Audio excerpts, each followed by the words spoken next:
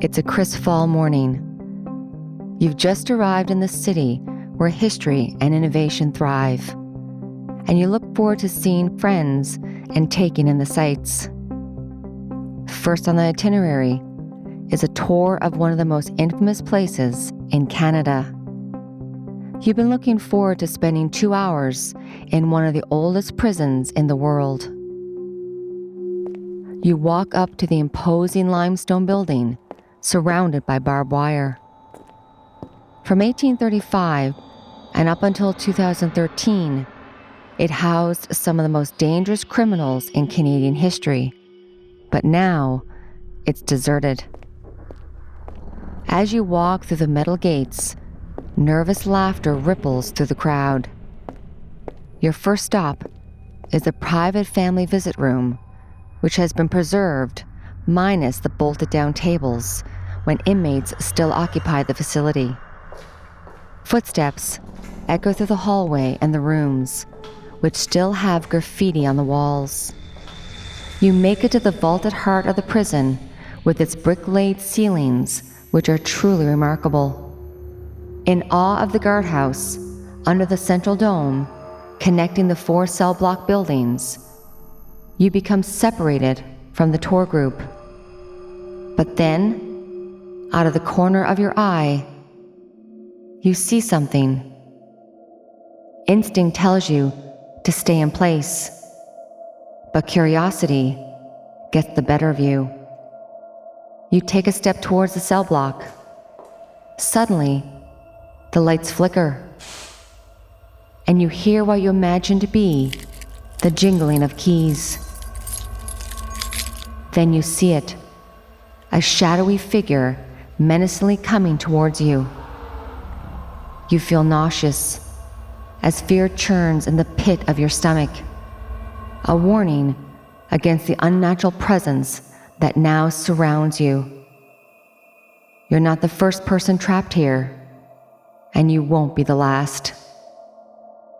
You're frozen in place, and as you try to let out a scream, the tour guide finds you.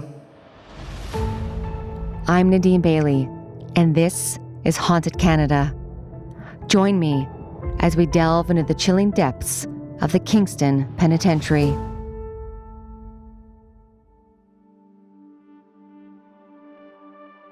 The former maximum security prison first opened its doors in Kingston, Ontario on June 1st, 1835. Kingston Penitentiary was originally a prison of Upper Canada. It was one of the oldest prisons in the country and was in operation until its closing in 2013. The prison was built on Lot 20, when Kingston was just a township site and was considered to be favorable for promoting health because of its closeness to Lake Ontario.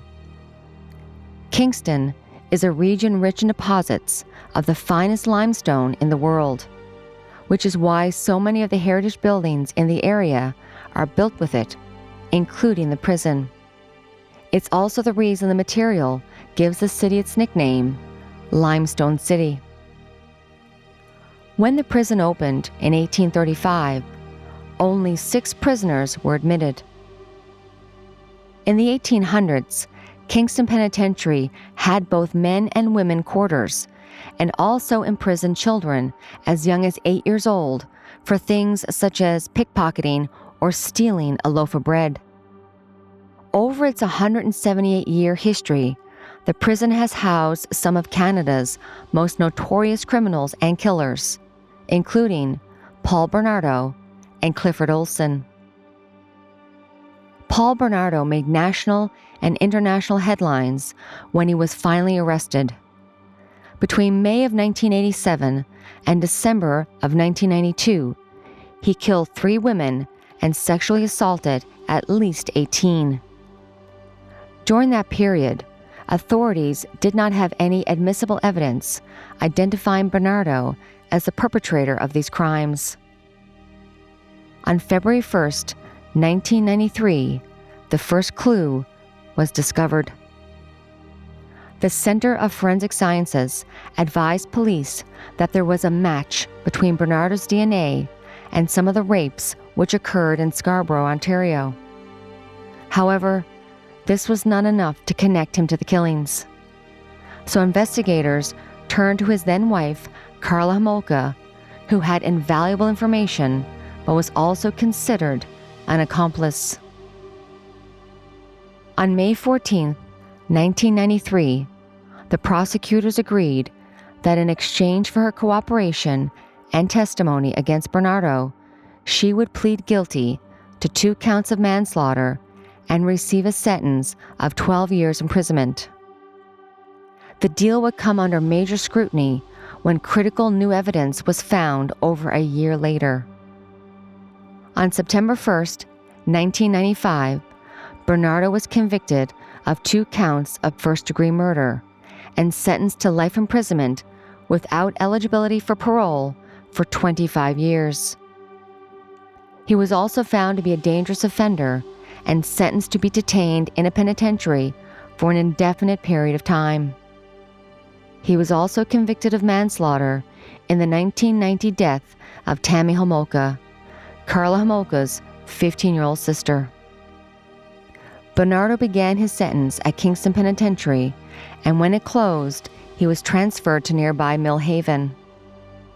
Bernardo has been since transferred once more, this time to a minimum security prison, which the family of his victims oppose. Before Paul Bernardo was an inmate at Kingston Penitentiary, the high-security prison was also home to another one of Canada's most notorious offenders. Declared a dangerous offender, Clifford Olson had often described himself as the Beast of British Columbia and pled guilty to murdering 11 children in 1982. His notoriety led to changes in Canadian law, which included restrictions on early parole for murderers and the eventual elimination of the faint hope clause. The clause was seen as an incentive for good behavior and allowed prisoners to have a parole hearing before serving 25 years. His case also inspired the victims' right movement and the creation of a police tracking system for violent crimes. Olson spent 10 years, from 1982 to 1992, in Kingston Penitentiary, but was relocated to a prison in Saskatchewan and eventually died of cancer in 2011 while in custody. If the walls of the Kingston Penitentiary could talk, they would tell you of these notorious criminals and share with you the eerie history of murderers and violent riots. The sense of foreboding permeates every corner of the former prison. Though Bernardo and Olson departed the facility long before it closed its doors, there are other inmates that have never left. In fact, there's a spectral prisoner who may often roam throughout the prison while they serve their time there.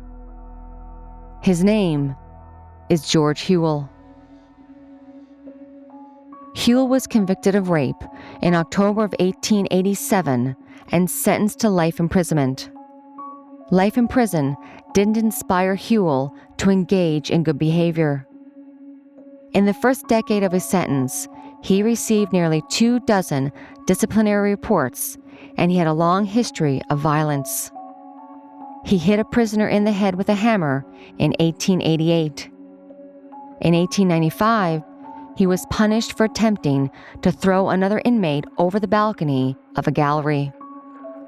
These actions gained him long stretches in the prison's dungeon. In February 1896, Huell attacked a prisoner and then a guard in the dining hall and was sentenced to 6 months in a section called the Prison of Isolation. As the guards dragged Huell from the dining hall, the assembled prisoners jeered and egged him on. Completed 4 years earlier, the Prison of Isolation was a separate wing containing 108 cells reserved for the most dangerous, incorrigible, and irredeemable inmates from across the country. It's important to note that George Huell was one of the few Black prisoners in the predominantly white institution. According to the book, Hard Time Reforming the Penitentiary in 19th Century Canada by Tim McCoy, Huell had an exotic and mysterious background. Some claim that he was a circus performer, possibly an acrobat. Warden John Metcalf described him as very athletic and tiger-like in his movements.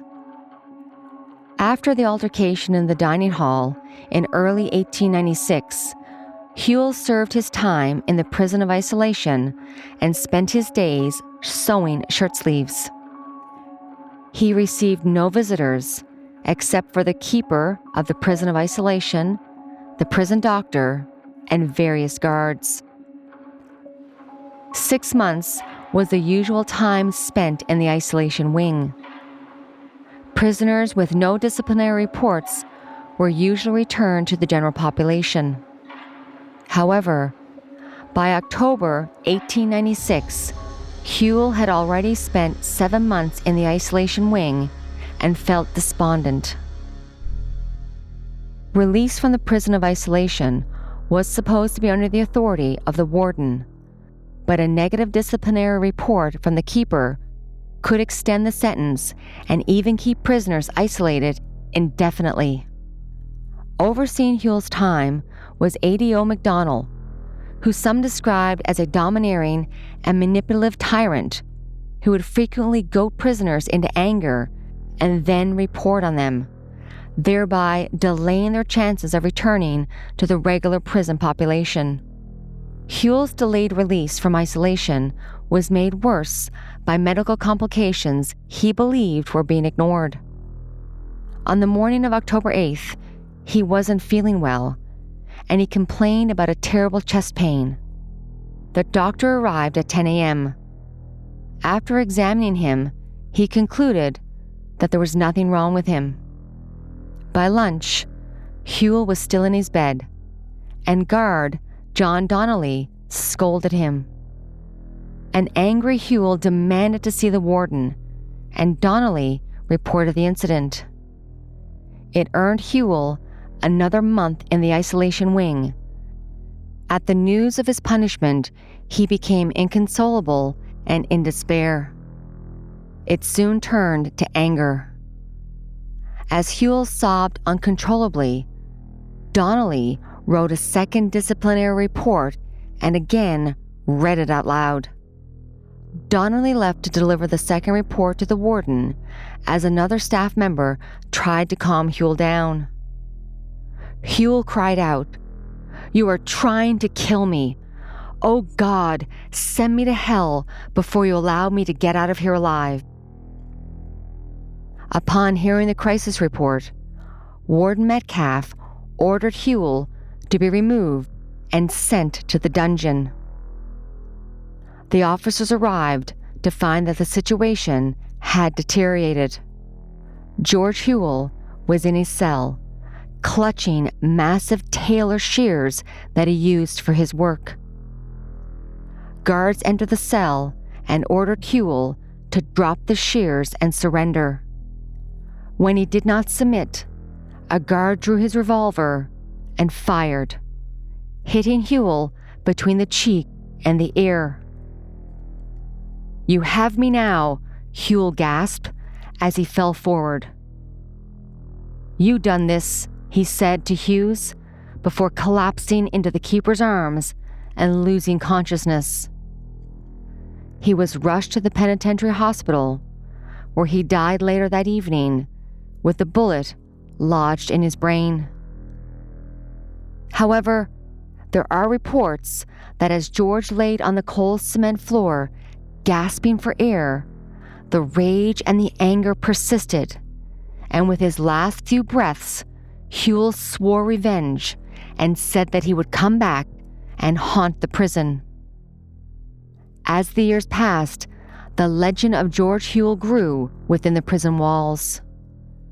In the dead of night, prisoners report hearing whispers in empty corridors of someone promising revenge. When visitors tour the now closed prison, they often feel a sense of dread as they pass by the cell where George Hewell took his last breath.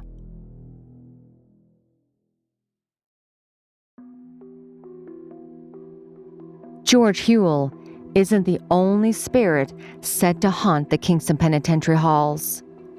Former employees found items mysteriously misplaced throughout the prison as it became a hotspot for ghostly encounters.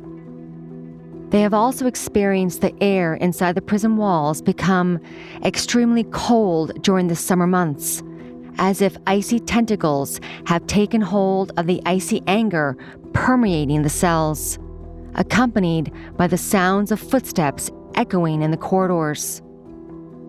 In the darkness, inmates have often claimed to see a figure hovering just out of sight, its glowing eyes burning into them when they lock eyes with it. Prisoners and guards swore that they have felt a phantom hand brushing against their shoulder, freezing their blood in terror. It has long been believed that George Hewell's restless spirit has remained within the walls and has returned to fulfill the promise of haunting the prison. The years have twisted his rage into an evil force that lingers, waiting to strike anyone who dares to cross its path. The most frightening thing about a visit to Kingston Penitentiary is that George Hewell isn't the only spirit trapped within its walls. There's another ghost, confined to the former prison, but this one is a victim, looking for justice for a chilling crime that occurred while most inmates were sleeping. William Wentworth worked the midnight shift in the C dormitory at Kingston Penitentiary on November 24th, 1961. He had grown up in nearby Frankfort, Ontario. Before working at the penitentiary, the 42-year-old had joined the Hastings and Prince Edward Island Regiment and went overseas in World War II. When the war ended in 1945, William returned to Canada with his war bride, Evelyn Jenkins, and joined the Canadian Penitentiary Service in May 1952. Over the years, he worked in many areas of the penitentiary. William was well-liked and respected by his fellow officers and was described as capable, trustworthy, and one of the best. However, on that fateful night in November 1961, he reported to be the only officer in charge of 42 inmates on the graveyard shift. As part of William's nightly duties, he was posted outside the locked doors of the dormitory and was only to enter the area periodically, walking up and down the isolated hallways, ensuring that all the prisoners were in their cells. That meant leaving the door unlocked while doing so.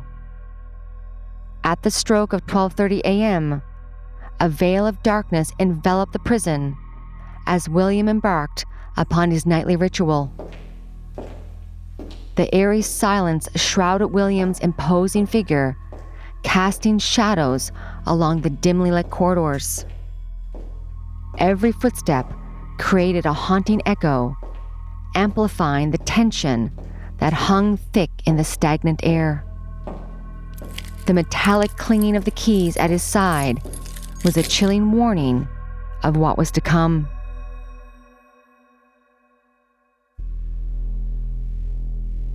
A sense of foreboding lingered, and the dormitory became deathly silent as the sound of William's keys went dead, and William never returned to his post. By 2 a.m., another guard, Paul Deschamps, discovered William Wentworth was not at his post and began to check the area. When Paul walked into the dormitory bathroom, he discovered William's lifeless body on the cold bathroom floor. Tragically, William had been stabbed to death.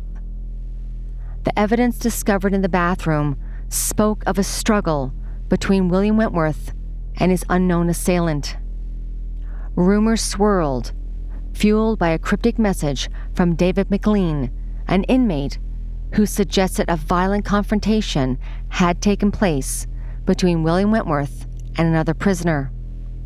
Although it was widely believed that the inmates in the C dormitory knew who the killer was, no one broke the code of silence, and no one was charged with the murder.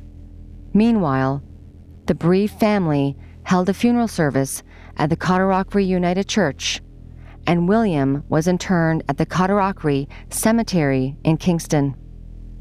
He was survived by his wife Evelyn, daughter Daphne, and son Michael.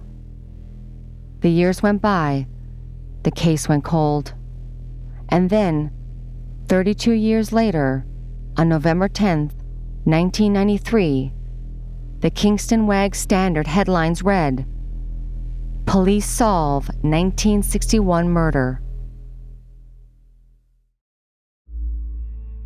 Ralph Cochran, an inmate already serving a life sentence, was charged with first-degree murder.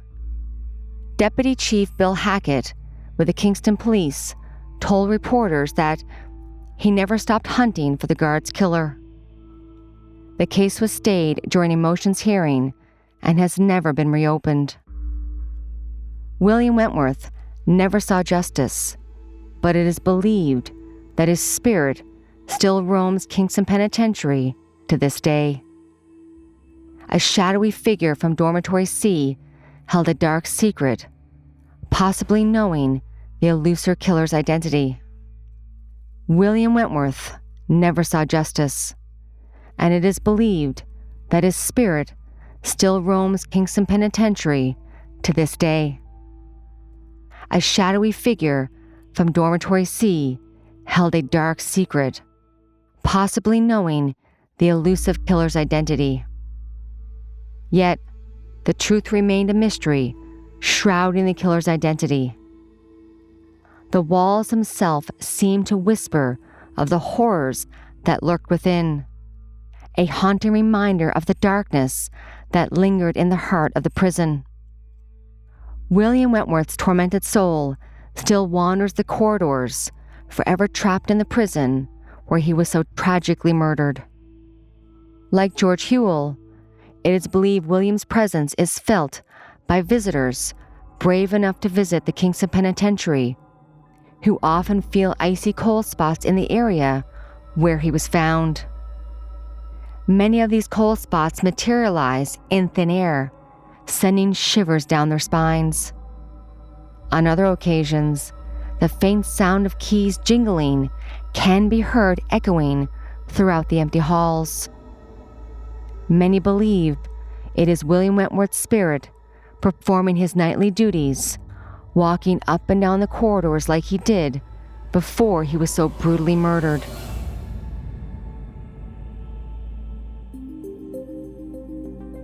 Tour guides and visitors have seen streaks of gray mist drifting aimlessly throughout the prison, swirling shapes and patterns that seem to form into a prison guard. Lights are often seen flickering on and off, casting dark shadows in the empty prison cells. On other occasions, visitors and staff have heard whispers in the hallway when there's no one there, screams from the empty cells, and they've even heard the sounds of someone crying.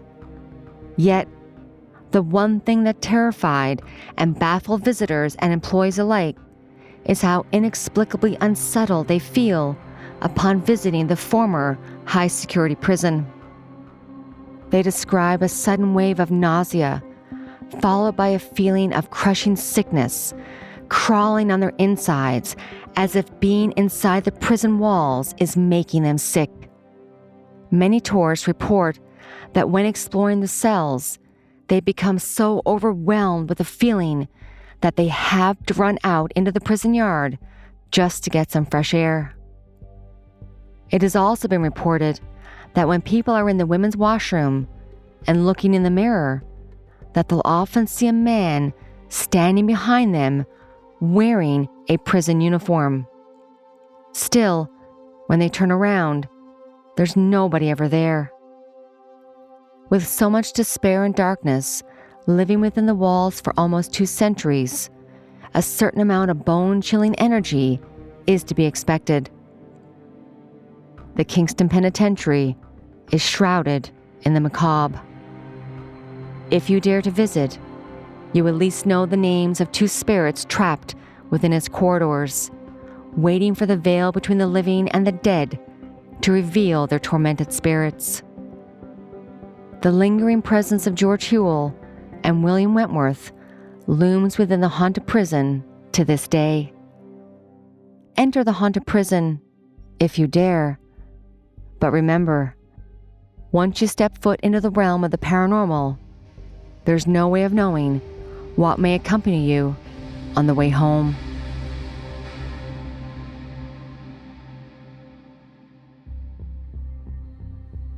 Thank you for joining me on this journey through the haunted and historic Kingston Penitentiary. Haunted Canada is sponsored by the Edmonton Ghost Tours. I will link it in the show notes.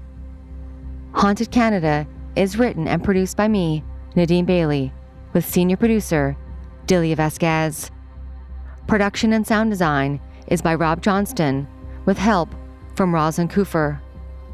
If you would like to support the podcast, please follow and share.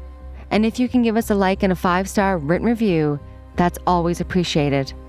Also, you can follow me on our different social media platforms, or if you have a ghost story, haunting, or true crime that you would like for us to cover on this podcast, please email us through the website hauntedcanada.com.